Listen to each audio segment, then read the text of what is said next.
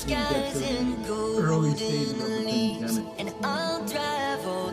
So I'm coming to a point where I've done my podcast about taking him aside, and I'm telling him authentically, I do what I do because you refuse to actually help me in my canal. I'm actually not doing where you want me to go.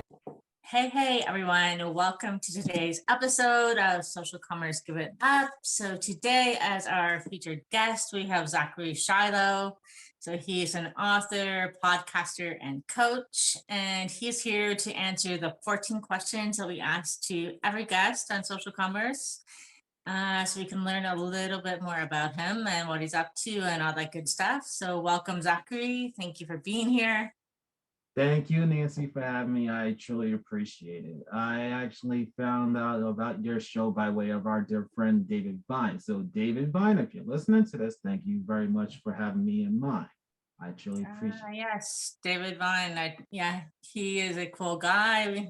He was very candid and vulnerable and came on a couple times to share a story about Australia, the pandemic, the lockdown, and how that kind of played out for him. So yeah. Hey, David, if you are watching, and you should be watching, shout out to you. We will, check out your friend Zachary, because I'm very excited to get to hear about what he's up to and get to know him. So, all right. So I don't know if you know Social Commerce Give It Up or not, but there's 14 questions that every guest answers. And it's a bit of a fun but deep dive into getting to know who you are, your brand, what you're up to, that type of thing.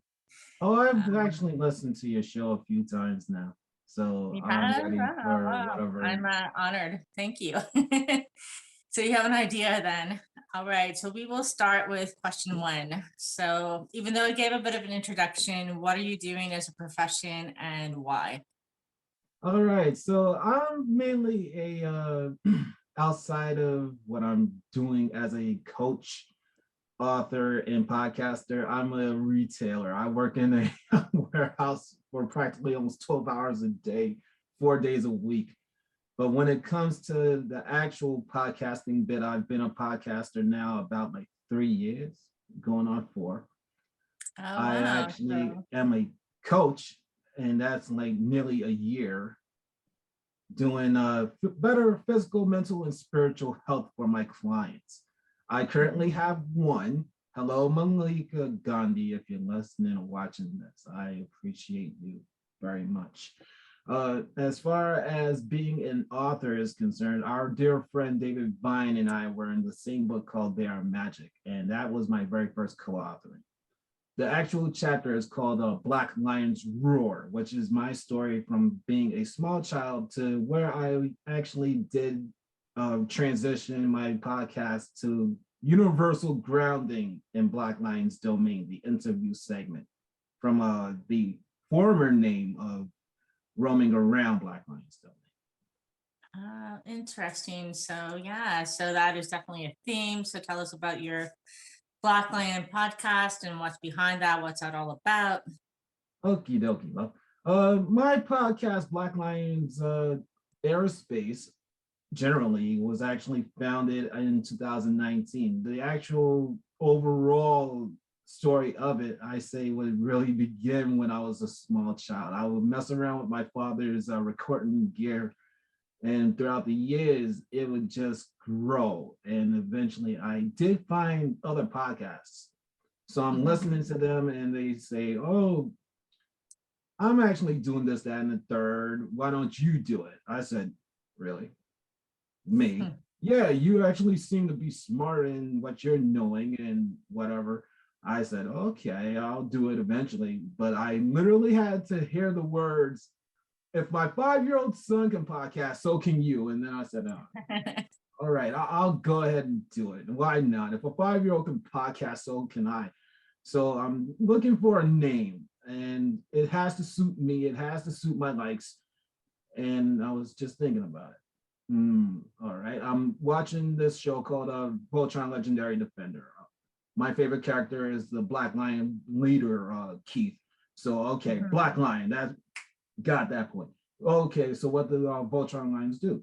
fly around, and then I'm seeing people gravitate around me. Airspace. Okay, there you go. Black Lions Airspace. It worked, and people started to say when I actually did say the name, they could not believe that I came up with the name. They were like, "What?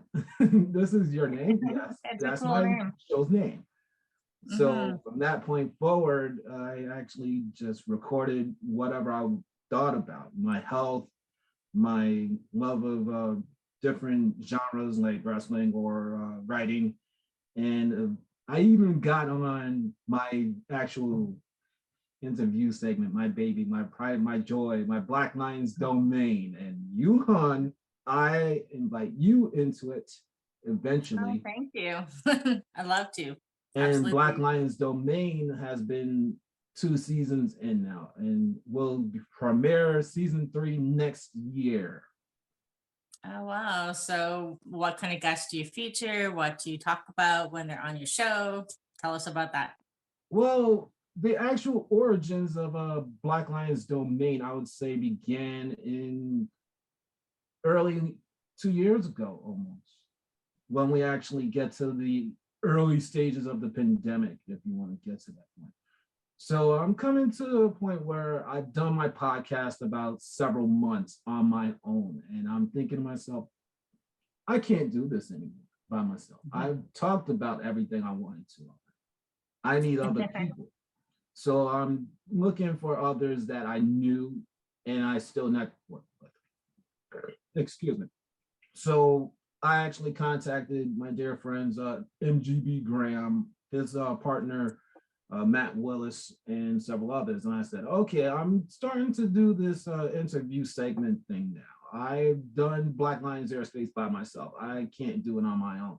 Will you be willing to do it with me? And some of them said yes. And I even got on my biological parents at some point in Oh, the wow. early stages of BLD. Before that, my very first guests, believe it or not, were not biological family, surrogate family that are here in Staten Island. And I Right. just knew I had an opportunity to speak with my surrogate dad and surrogate aunt. I said, okay, I'm not going to get these two in the same room again, possibly for months on end. Let's see if I can Mhm. try and get them right there and then. And I said, I noticed that you two are not really around each other quite so much, but I want you on my show. I only want 30 minutes. Only want 30 minutes. I'm not asking for a full-fledged hour. Just give me 30 minutes. And they said, Mhm. okay, why not? So we recorded the very first Black Lions domain on February 9th, 2020. And that day will never leave me. So I just recorded it and it felt right. It felt right Wow. to me that I finally was somebody like you, Nancy, that actually interviewed people. And from that point forward, it was me roaming around or really settling down with other people around the world. I didn't Mhm. really see the hype or worth of my podcast even more until I started working on my chapter for the forthcoming Magical Miracles. I said to myself, oh, wow, I really have traveled the world. Even though I'm stuck in New York, I really have gone out of New York. I've It's been in really the United amazing how, Kingdom. I've you been have in, such ability to connect around the world. For example, we're talking about David, and he's over in Australia. yeah, You're in the States. I'm in Canada. So yeah. yeah. So I've been in Australia, the United Kingdom, well, the Philippines, so many other places now. I feel as if my childhood dream has come to life, and I am happy and grateful to keep that going. Wow, that is so cool. So does a theme sort of carry throughout to your authorship and your coaching? Is it kind of a world view? Are you open to world connections and all those aspects? Oh, my passion for writing and podcasting and coaching, it's all in the same realm to me.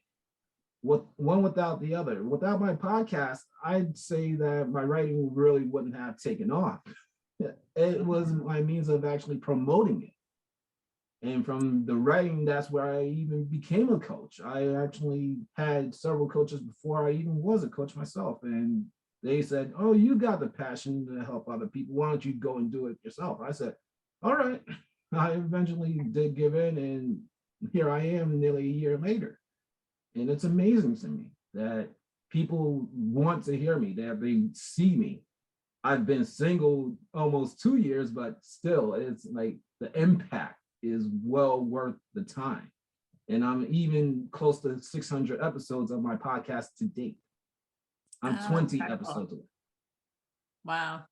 Sometimes you just have to put it out there and then it takes off with the momentum. So that's amazing. Wow, that's great. So at the end of this, we will put the contact info for that so people can check that out. So Black Lion Airspace, my um, dear. Black Airspace, Black Lions. Lion Airspace, yes. So very cool. All right. Well, thank you for sharing that. So question 2 is what professionally or as a job would you never want to do and why? Oh, I never want to work for fast food ever. I see how much of a pain it is to actually cook for others in the eyes of the retail workers that do that style of job. And I say to myself, I never ever want to do Yeah. this. I don't care if I'm Yeah, it being is hardcore. It's a lot of work. I hustled a lot for, yeah, when I was a teenager, I worked at McDonald's for like 3 years. It's a lot of hustle. uh-huh. Get that. Uh-huh. Okay. So do you like going to libraries or bookstores and being Oh, around real books, or do you like the electronic Kindle version stuff? oh, I love it all. I could sit in the library for hours on end and not be bothered. I love sitting in Barnes and Noble. I was doing that before the epidemic hit, and then all of a sudden, March 2020, I'm going to my local Barnes and Noble, and then it says, "Sorry, we're closed." I said, "No, Mm, that's horrible." From that yes. point forward, it was just me reading books digitally, and for the Yes. most Thank part, God for that, right? the way it is.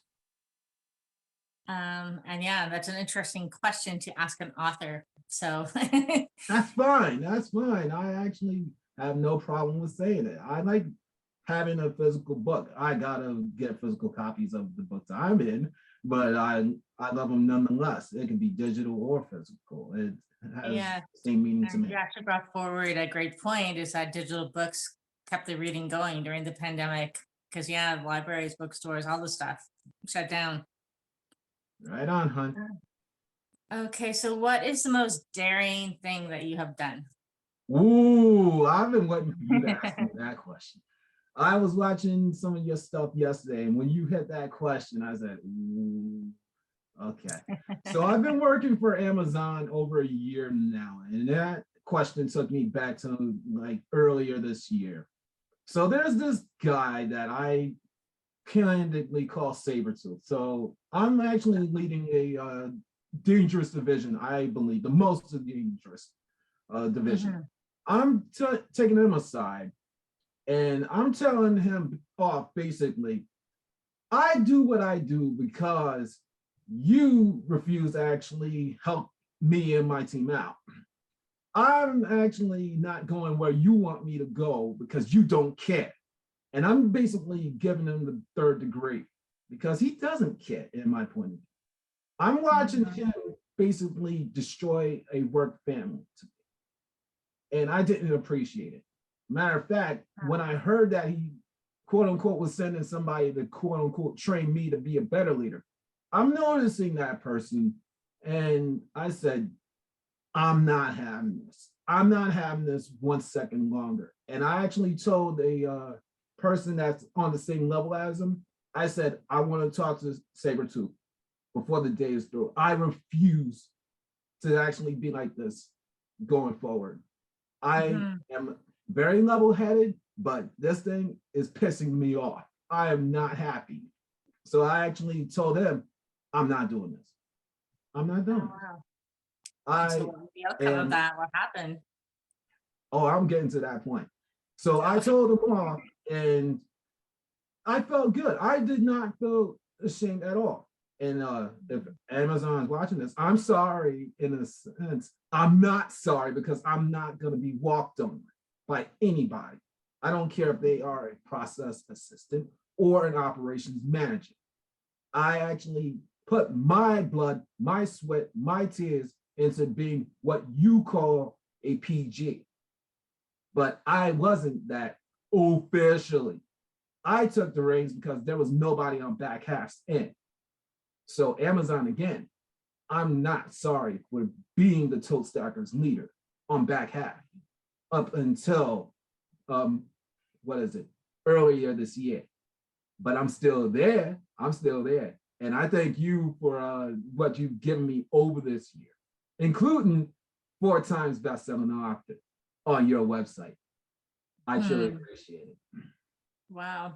Wow. That is a very powerful stance. It could have gone either way, but yeah, worked out for you. Hun, So. let me tell you, I go further in my chapter for a certain book called Leaders. If one Blair Hayes is actually putting it out, I actually go a little bit further. Okay. Yes, I know Blair. Watch her stuff. So that's cool. All right. Great answer. Okay. What is something that you wish you had said yes to looking back? Is there anything? Oh, another question I actually did keep an eye out for. So here we are in the coronavirus epidemic, almost 2 years. And I wish I said yes to my girlfriend going to Florida. I wish I went with her when it was 2014. I said no because I wanted to find a job. I could hear my father, I could hear my surrogate father, both in my head say, you need a job, you need an income.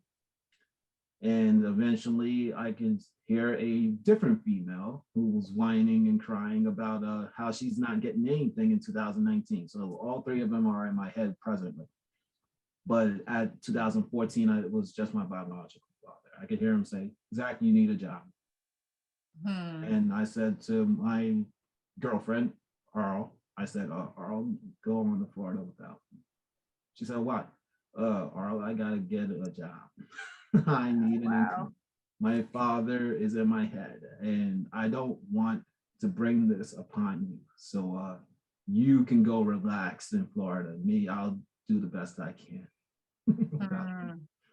And I did get a job. And I held it for several months. And I actually did leave after 4 months because I could not meet the quote. But it did help me because I did eventually get the longest job that I had ever. And that was working as a business office clerk for 5 years after 2015.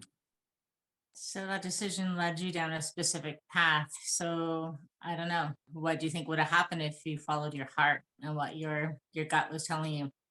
Oh, eventually I probably would have got the same thing, but I can't really see my life in a reflective state. It's done. What else can I do? Yeah, well, I guess it's going to affect how you choose if that situation comes up again. Right on, hon. Yeah, wow, good answer. Okay, so what is a pivotal moment that changed something big for you? Oh, what's a pivotal moment that changed something bad for me? Or something big, like Something made big. a big Okay. change in your life? Something big that happened to me was finding out that I was type 2 diabetic. I already felt as if I was dying in 2019. I was going nowhere. My job wasn't paying me the money that I wanted. My fiance, who was my girlfriend in 2014, and I are basically out the door together. And I'm saying to myself, I gotta change. I gotta do something. And when I heard that diagnosis, it did make sense. I wasn't treating myself right. I wasn't treating my woman right. I wasn't happy. I wanted to die. And a good lot of people feel that way who are diabetics, who are overweight, who feel as if they don't want to live. So it hit me and I said, yeah, I gotta change. I gotta change. And I left social media for several months. I did nothing but be a hermit. Really. Oh, wow. And I did eventually reverse my diabetes. I lost the weight and people just wanted to know me and my story. They said, oh, we're noticing that you actually lost so much weight. You're not fitting in your clothes anymore. How did you do it? Uh, I just wrote out a guidelines list. I gave it out to people that wanted to know it. And Mhm. eventually it did lead to me starting to write my actual chapter in They Are Magic called Black Lions Roar. I didn't know how I would go. I thought BLR would be my solo book, but then Dr. John Gray came along and I said, all right, I'm not going to live in regret like him. I'm going to actually put my hands in that of somebody else that actually is established. So Blair Hayes eventually showed up. I said, all right, you take me seriously, I'll go with you. And lo and behold, the rest is history. Wow. That is, well, that's a huge pivotal moment. So yeah, so just can you share with us a couple of things you did that transformed? Okay, so I just recently celebrated 2 years of cold showers and journaling. Without those two things, I don't think I'd be sitting here right now. I heard by way of research that they can help clear the mind, that they can help bring about weight loss if you really tap into them. I said, all right. And I just apply them every single day. I still do it. I still do it. It's absolutely Mhm. fun to start off my showers warm and then go cold. Originally, I started off like very cold. And I looked at myself in the mirror. I said, okay, I can do this, but I want to try and do it a little bit more warm friendly. I can't completely nip the warm water. Wow. Yeah.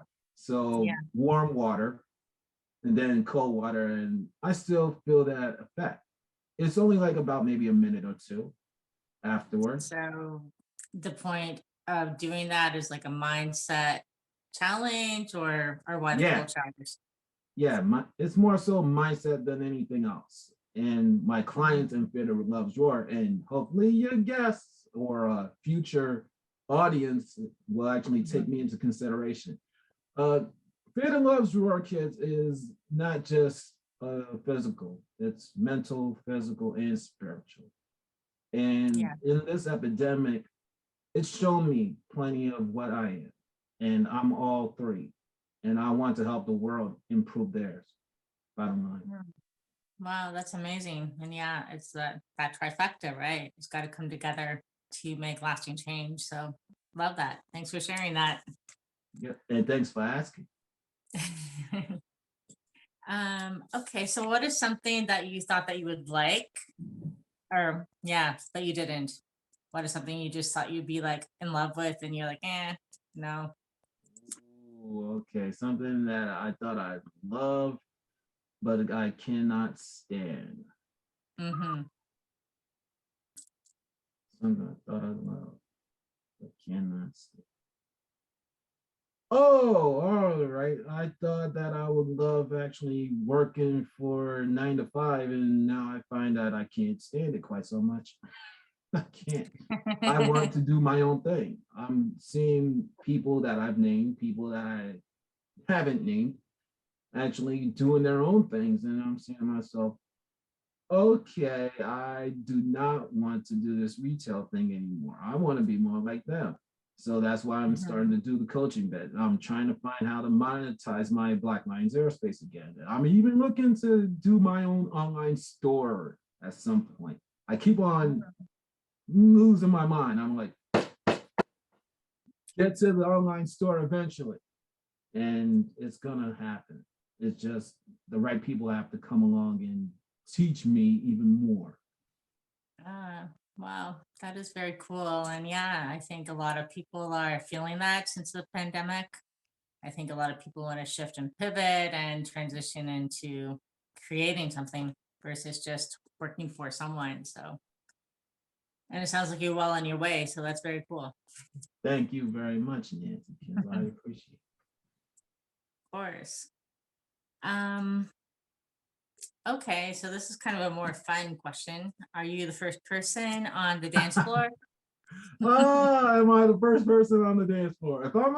I am not a clubhead, not at all. But if people actually were to tell you about me at Amazon, they probably tell you Zachary Shiloh, when he's not actually doing anything, he's probably doing a little bit of a shimmy shimmy or a Shakira style of move.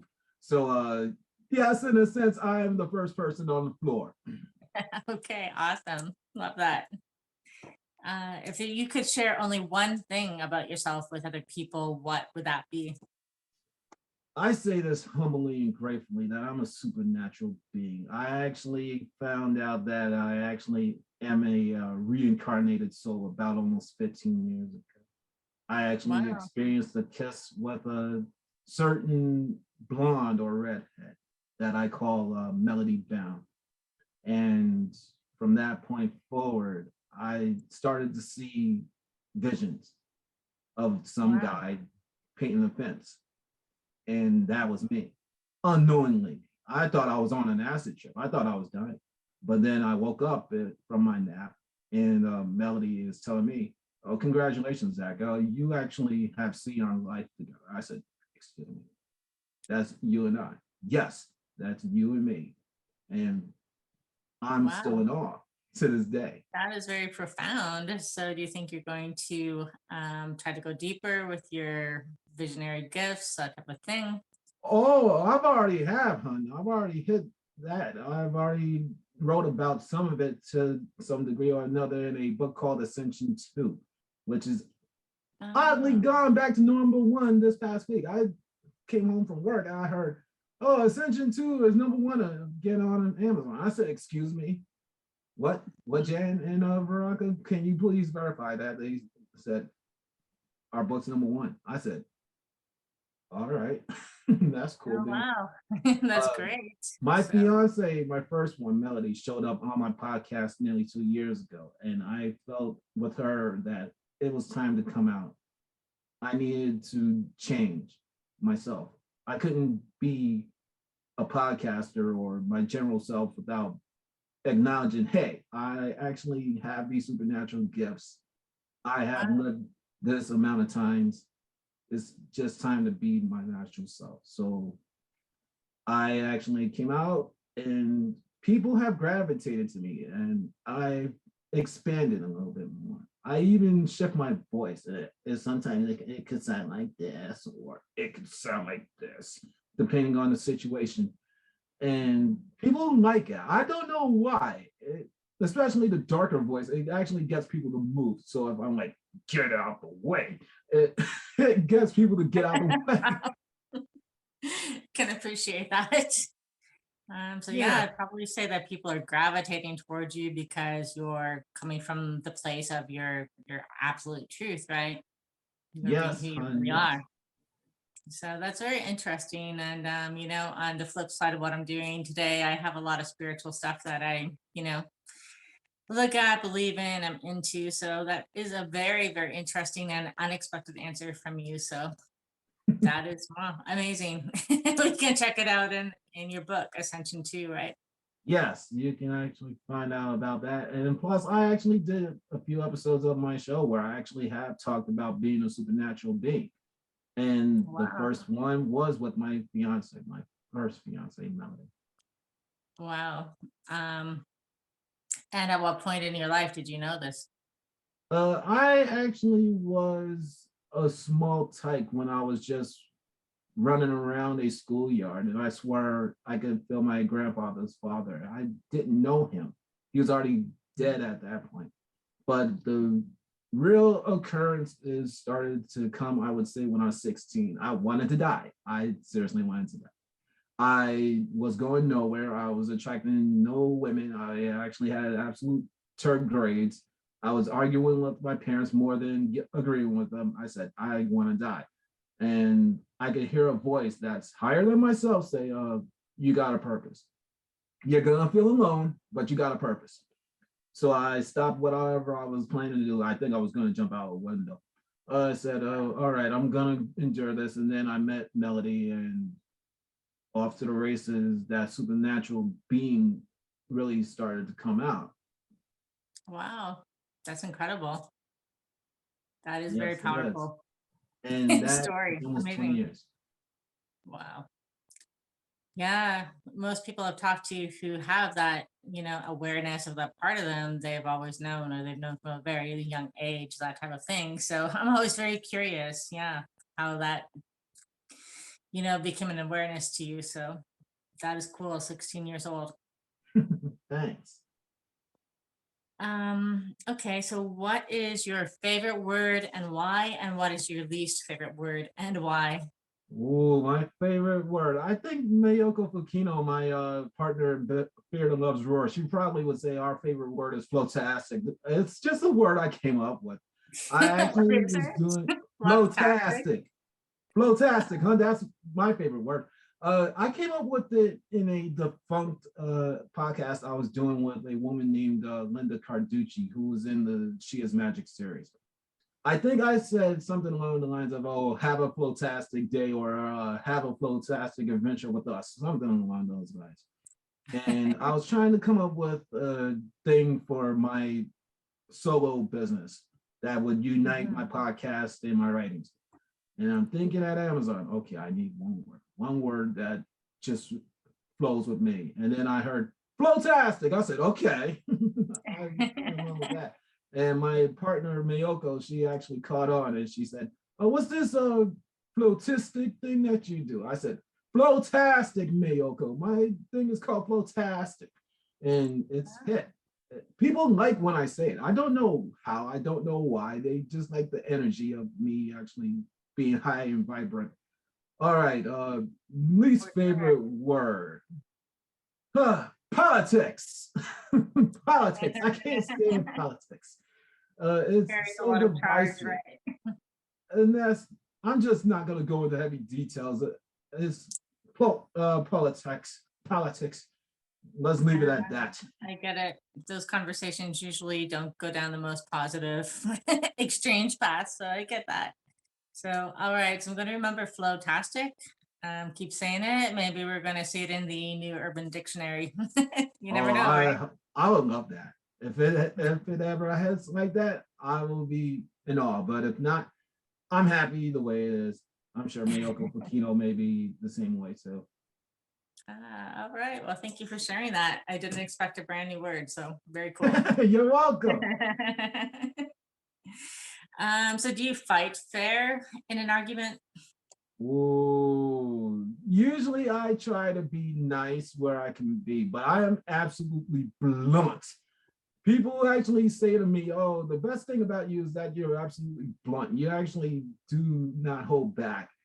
I think even our dear friend David Vine would say that I'm the most blunt person that's in his life, that's not his wife and kids. I actually have told him off, Dave, you need to do this, that, and the third to calm down. You overwork yourself, and he still does it. He still overworks himself. God bless him.